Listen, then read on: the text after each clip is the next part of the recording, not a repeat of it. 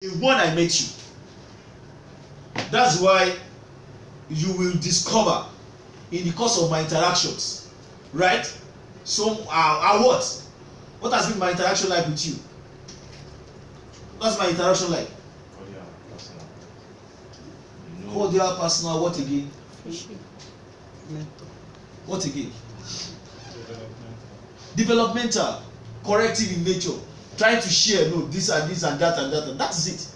That's aspect. Go back and look at it. That's aspect of coaching. In my own way, I'm already coaching and mentoring. That's why if I feel that Emmanuel or Yemisi has done something terribly wrong, I won't throw them away. I won't say no. I can't work with Yemisi again. No. I'll still find a way to connect and say no. Why do I? And I'll remember you didn't do this. He will laugh. He'll say okay. When are you going to do this? And I'll give a timeline, right? That's coaching. That's mentoring. That is it.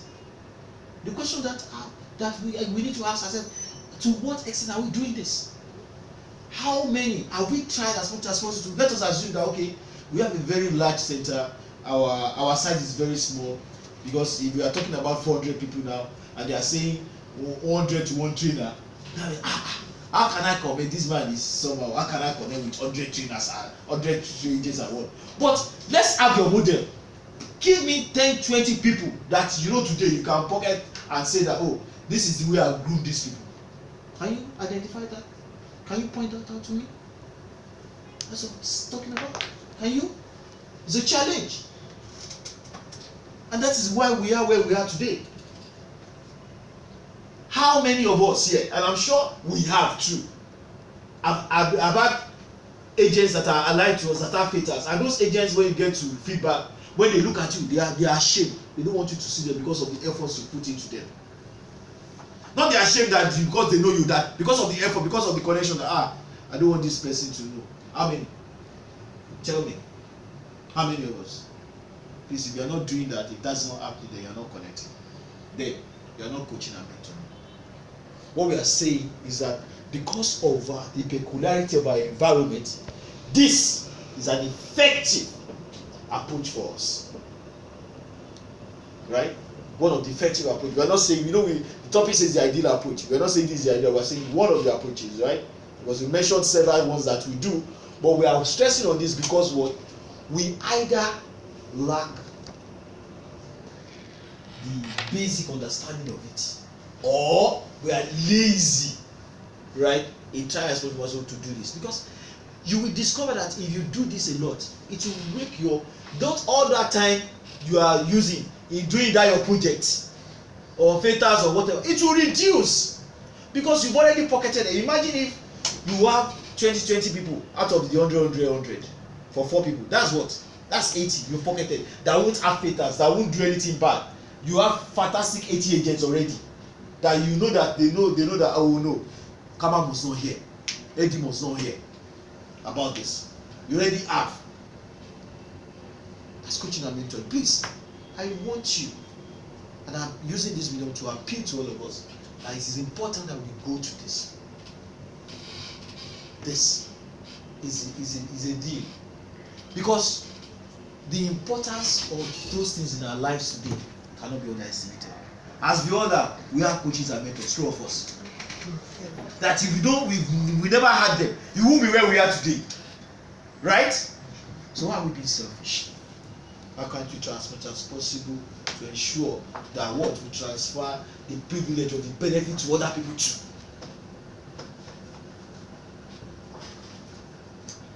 If something is bothering you now, you know who to call. I will give you the call and say, don't worry, you'll be fine. Two of us. Yeah, that's a mentor. So why are we doing that? Why are we denying others the benefit of that when we are at a stage and level to dispense it? Well, we were talking about this, the classroom format. It means that at times when we're in the classroom to be lecturing, isn't it? But when we now bring in specificity and demonstration of some things, then it translates into training, right? Information. You see a huge amount of information to a lot of people in a short amount of time. So but I want us to go back. While I've shown my piece, I want to gauge your own. That's understanding or your best practices currently or your experiences about coaching and mentoring. Yes.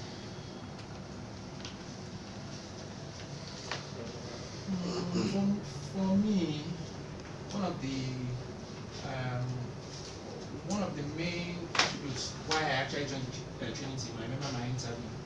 I was the first person I was asked, and the response I gave was I wanted to be a mentor because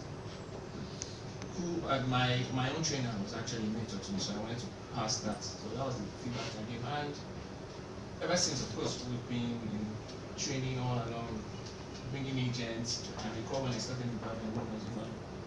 It's that exciting when you're having training and somebody comes up, someone with a tag, business tag, coming to say hi, brings a bottle of wine, tells you how you spoke to him. You know, those kind of scenarios. You spoke to him during one of the high care trainings and all that, and it feels good when you get that feedback. And you discover this is somebody that actually was a bottom performer. For the fact that you're able to identify him, because those are the kind of scenarios they paint, and they say I was able to pick him. He was a bad egg.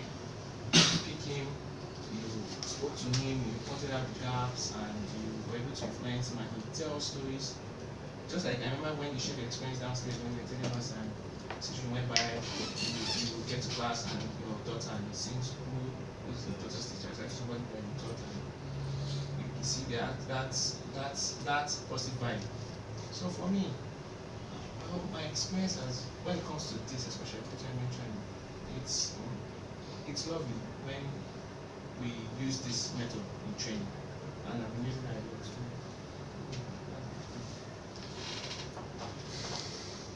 Yes. No contribution. Is it the idea of coaching and mentoring for me has always been because I'm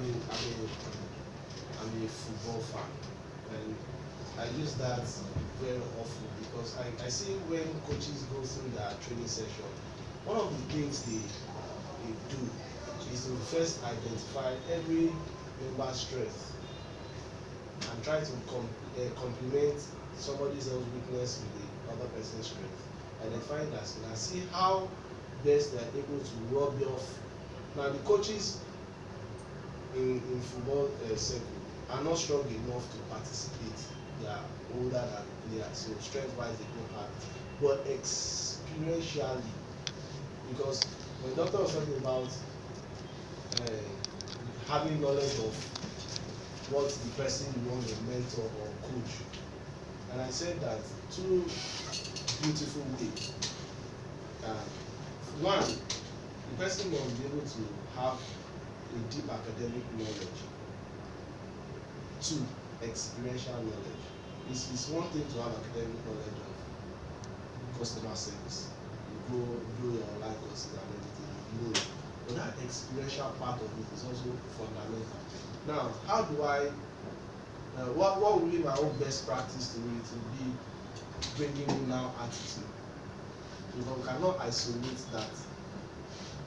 You want to mentor somebody, you yourself, what's your level of attitude? If you do your attitudinal check, or you do an assessment of yourself, because that alone can deflect the person you want to mentor. They're already looking at you as, okay, is this person receptive? Is this person even open to feedback? Somebody wants to coach and give feedback. Of course, you give feedback. You yourself, I just told you that XYZ for examine your zip. That's what we do in my school. If you see somebody who does zip up, you just tell the person XYZ. Now, maybe you don't understand. I said just check your zip. And the person is taking offense. Now you want to give me feedback as regard my filter tone. Already I just gave a small one.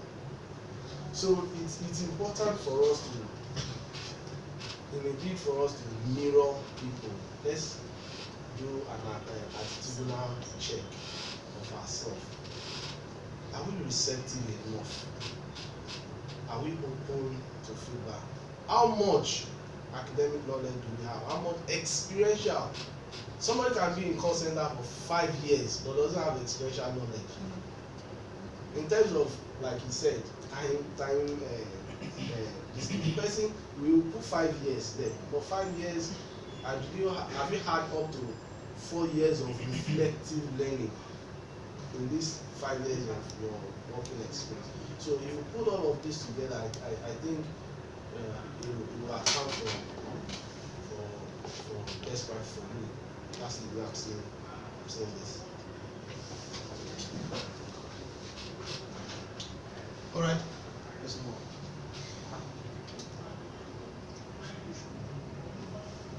So we've already stressed the importance of role play in the workplace, all right?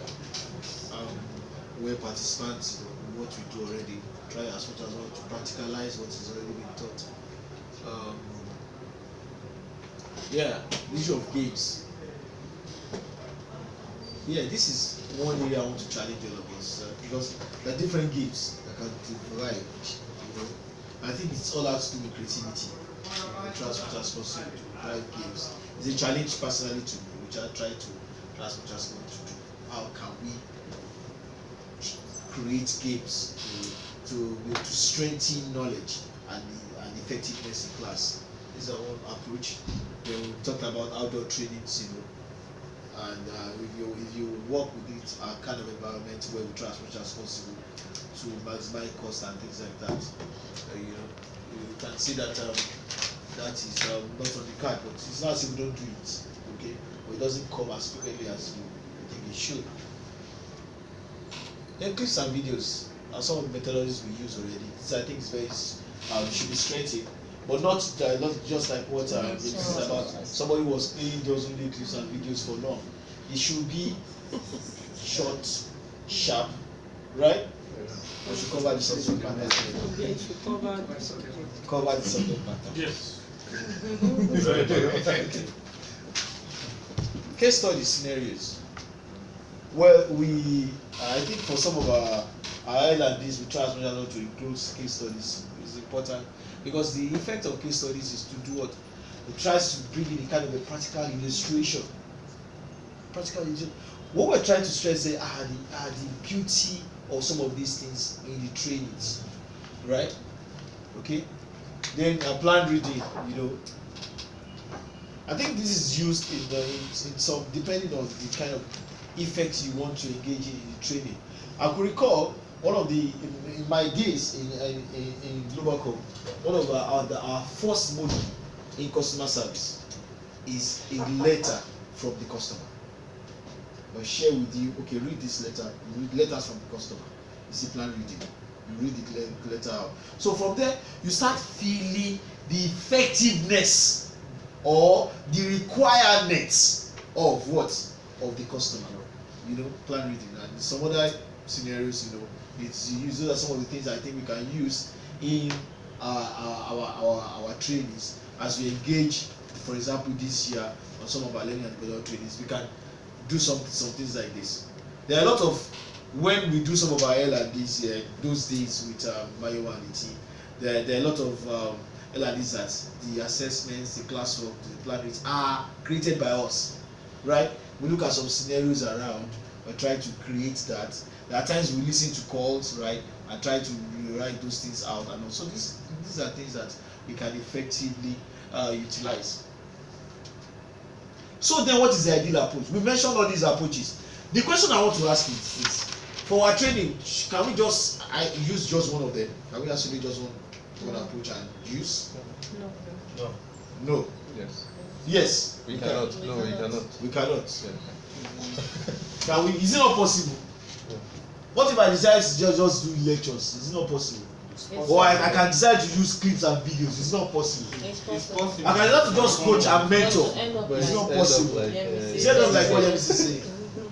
So meaning that what we are trying to look at actually is how we can blend all this, isn't it? Yeah.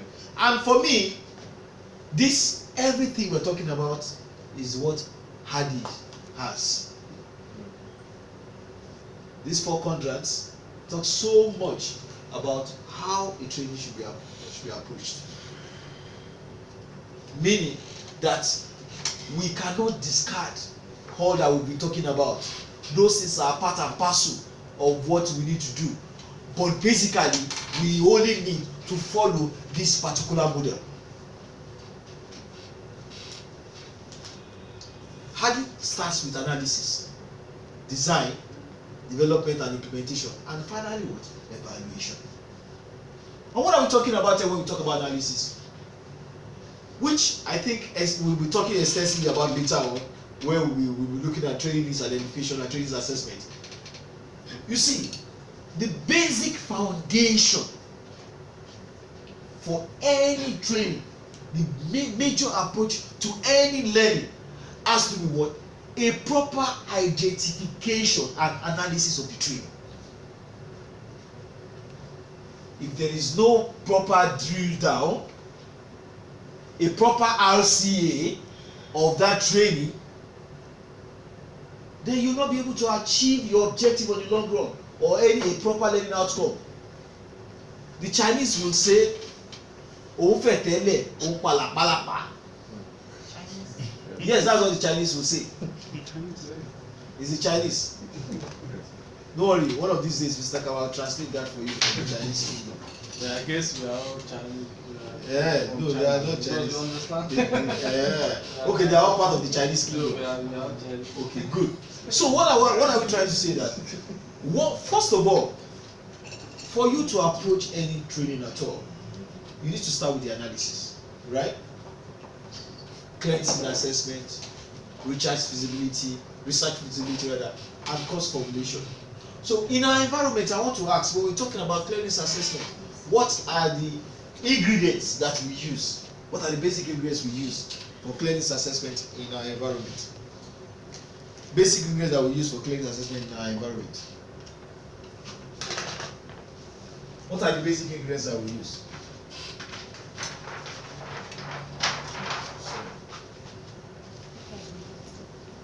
Basic ingredients that we use for clearance assessment.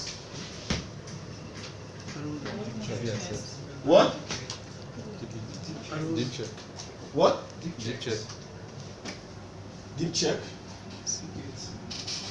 Observations. Observations.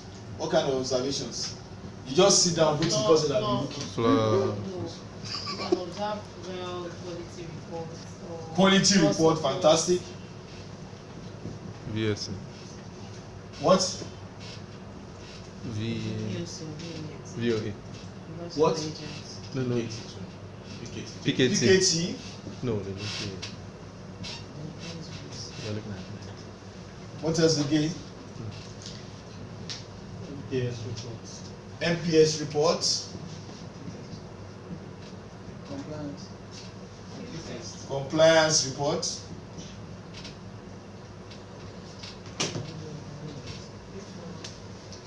What else again?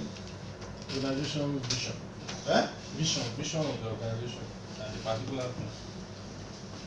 All the organization wants to achieve.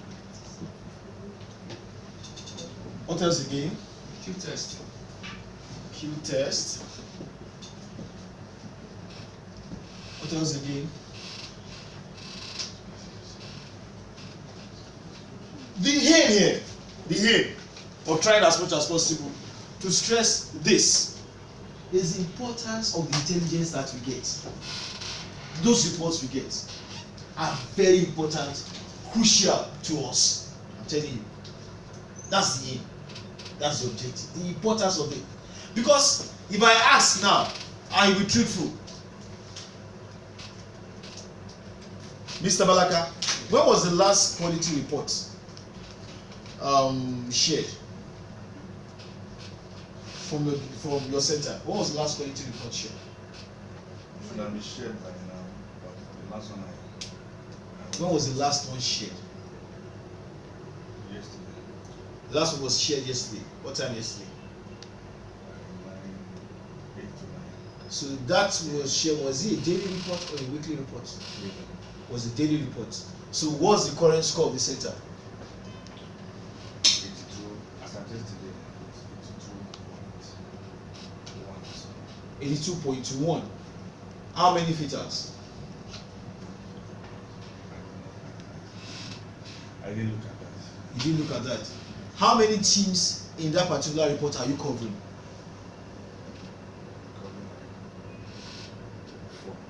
Covering like 4. So what is the average score of those 4 teams that you are covering? Based on the report. I haven't checked that. You haven't checked that out. That's what I'm saying. The importance of that report to us. While some of us look at it, some don't even bother to look at it. We're not checking. Or while rather, when we want to do some of our things, we don't pay cognizance to them. We just do our own thing. No! That is our intelligence. The needs assessment, the identification of this. Those reports are very, very important. That's what tells us everything. We have the intelligence all around us. And I'm telling you that the basic approach to trading starts with analysis.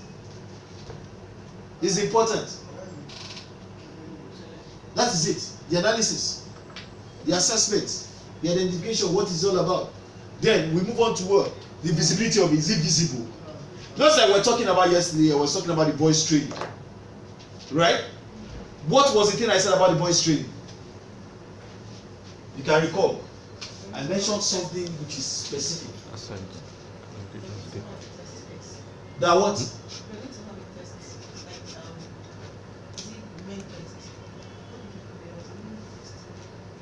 What was it I said about? You said you're going to have a few persons in the Pilot. A pilot. A pilot. Is it possible in our environment of like 400-500 people and get them to start speaking in a particular way? Can we get it? That would be a paradise. That would be. In paradise. So first of all, when you want to embark, you must look at the visibility of what you're talking about. Remember when we talk about smart goals, it must be what? Realistic. So your research or whatever analyst wants to do must also go in tandem with that. Very important. Otherwise, it will fail. Yet then you now talk about what? Based on those things, your education analysis, the visibility of it, you now talk about cost formulation. How do we talk about it? How do we attract this and things like that? Very, very important. So we're saying that this is a very important part of it. And unfortunately, like I always say, if you fail on paper, that is having the right foundation that you fail. Because you are not doing what? Attacking the right thing. You can't get that solution. Because your foundation was not good. It's just like building a house. You're supposed to have 8 pillars. You have 4. And definitely, before you put the deck, it will collapse. Then we move on to the design, right?